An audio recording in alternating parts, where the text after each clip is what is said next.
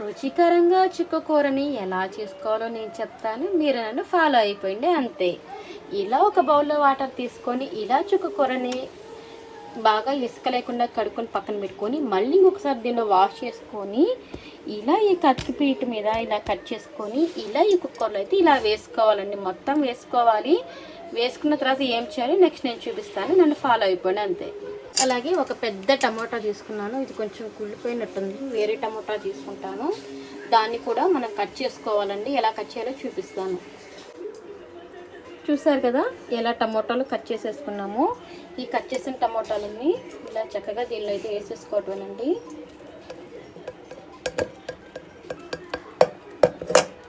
ఇలా వేసేసుకోవటమే. నెక్స్ట్ ఏం చేయాలో చూపిస్తాను. నెక్స్ట్ రెండు వెల్లుల్లి రెబ్బలు వేస్తున్నానండి. అలాగే కొంచెం పసుపు వేస్తున్నాను. అలాగే 2 పచ్చిమిరపకాయల్ని మధ్యకైతే చీల్చేసుకున్నాను, అంటే అడ్డంగా అన్నమాట. తర్వాత కొద్ది చింతపండు, ఇది ఆల్రెడీ పులుపు ఉంది అందుకని కొద్దిగానే వేస్తున్నాను, ఏదో వేయాలి కాబట్టి. సో ఇది సరిపోతుందండి. ఇది వేసుకున్న తర్వాత ఇక కుక్కర్ మీద మూత పెట్టేసేసి 2 కానీ 3 కానీ విజిల్స్ రానివ్వాలి. నేను ఒక విషయం చెప్పలేదండి, ఒక 2 గ్లాసెస్ ఆఫ్ వాటర్ అయితే పోయాలి. ఈ విధంగా విజిల్స్ రావాలండి. ఇప్పుడు ఒక విజిల్ వచ్చింది అండి,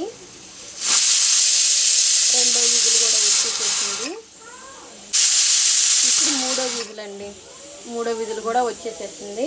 ఇక మనం పొయ్యి ఆపేసేసుకోవచ్చు. చక్కగా పొయ్యి ఆపేసుకొని పక్కన పెట్టేసుకోవచ్చు. కొంచెం ఎందుకంటే ఆ సన్న ముక్కలుగా ఉడికించాల్సింది, మెదుపుకునేటప్పుడు ఇబ్బంది లేకుండా ఉంటుంది అన్నమాట.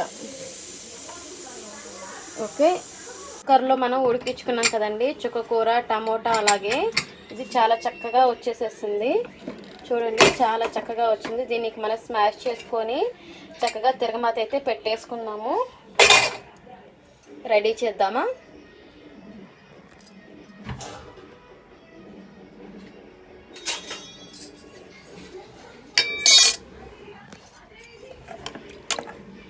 కొంచెం వాటర్ ఎక్కువైనట్టున్నాయి.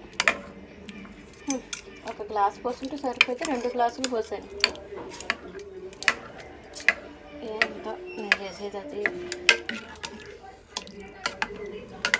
కానీ పర్లేదులే. ఇలా వేసుకొని తిన్నా కూడా చారుగా బాగుంటుంది, టేస్ట్ వెరైటీగా ఉంటుందండి. వాటర్ ఎక్కువైనా బాధపడే పని లేదు, చక్కగా వేసుకొని తినేసేయచ్చు. ఇంకొంచెంసేపు మనం కనుక కుక్ చేసామంటే చక్కగా వచ్చేసేస్తుంది అంతే, ఇంకేం లేదు. ఒకసారి లైట్గా కుక్ చేసుకుంటే సరిపోతుంది. ఏముంది అందులో, ఈలోపు తిరగమాత కాకుండా రెడీ చేసుకొని పెట్టుకున్నామంటే అయిపోయాయి. ఈలోపు దీనిలో మనం వేయాల్సినవన్నీ ఉప్పులు వేసుకుని తిరగమాత పెట్టేసుకున్నాం. ఇట్లా ఈ వాటర్ అంతా కొంచెం తగ్గితే సూపర్ ఉంటుందన్నమాట. దీనిలో ఇలా ఉడుకుతున్న సమయంలో పచ్చి ఉల్లిపాయ ఇలా వేసుకుంటానండి, సూపర్ టేస్ట్ వస్తుంది. సరే, ఇది మళ్ళీ కొంచెంసేపు ఉడికించాలనుకుంటే మనం మళ్ళీ కుక్కర్ పెట్టేసుకొని ఇంకొక 2 విజిల్స్ రాపించినా సరిపోతుంది అన్నమాట. ఇలా తిరగమాత పెట్టుకున్న తర్వాత తిరగమాత అయితే వేగేసింది కదండి, వెంటనే మనము చుక్కకూర అయితే ఉడికించుకొని పెట్టుకున్నాం కదండి కుక్కర్లో, అదైతే ఇక వేసేసుకున్నాము.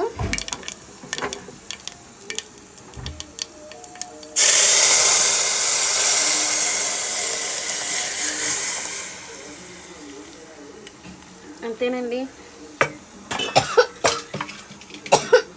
కావాల్సినంత ఉప్పు కూడా వేసేసుకుందాం ఇప్పుడే ఒకేసారి. ఒకసారి చూద్దాం, ఉండిందాక ఎందుకు వేసినట్టు గుర్తు నాకు. వేలా ఉప్పు వేలా,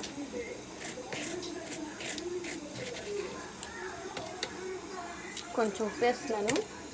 అది బాగా మెదిపిన తర్వాత, ఎందుకంటే ఒక చేత్తో చేయటం కదా, అందులో నాకు చేయి కొంచెం ఫ్రాక్చర్ అయిందండి, ఇంకా చేయటం కొంచెం ఇబ్బంది అవుతుంది. అంత మించి ఇంకేం లేదు.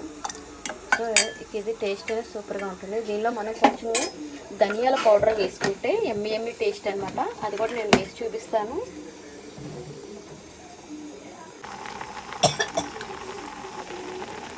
నాకు చేత్తో వేసే అలవాటు, ధనియాల పొడి అనమాట. వేస్తే మంచిగా టేస్ట్ అనేది బాగుంటుందండి, చాలా బాగుంటుంది. ఒక 5 నిమిషాలు ఉడికిచ్చేసేసి ఆపేసుకొని మనం సర్వింగ్ చేసుకుంటే అయిపోతుందండి. ఇంతేనండి చిక్కకొట్టతో నేను చేసిన వెరైటీ. మీకు నచ్చింది అనుకుంటాను. కొంచెం వాటర్ ఎక్కువైందండి. 2 గ్లాసెస్ ఆఫ్ వాటర్ అయితే నేను పోయటం జరిగింది. 2 గ్లాసెస్ కాబట్టి 1 గ్లాస్ వాటర్ పోతుంటే అది కూడా టీ గ్లాస్ అనమాట. సరిపోతుంది అంటున్నాను కానీ సరిపోలేదు. చాలామంది వీడియోస్ చూసి నేను కొన్నిసార్లు ఇలానే చేస్తుంటే అప్పుడు అర్థమైందనమాట. ఒక్కోసారి అందరికీ అది సెట్ అవ్వదు. ఒక్కోసారి చక్కగా పర్ఫెక్ట్ కొలతలు చెప్తారన్న విషయం. సో ఇప్పుడు నేను కూడా పర్ఫెక్ట్ కొలతలు అంటే 1 గ్లాస్ వాటర్ పోసుకుంటే సరిపోతుంది ఒక కట్టకి. సూపర్ టేస్ట్ అనమాట. సో ఒక 5 మినిట్స్ అయితే ఆపేసుకొని సర్వింగ్ అంతేనండి, అయిపోయింది.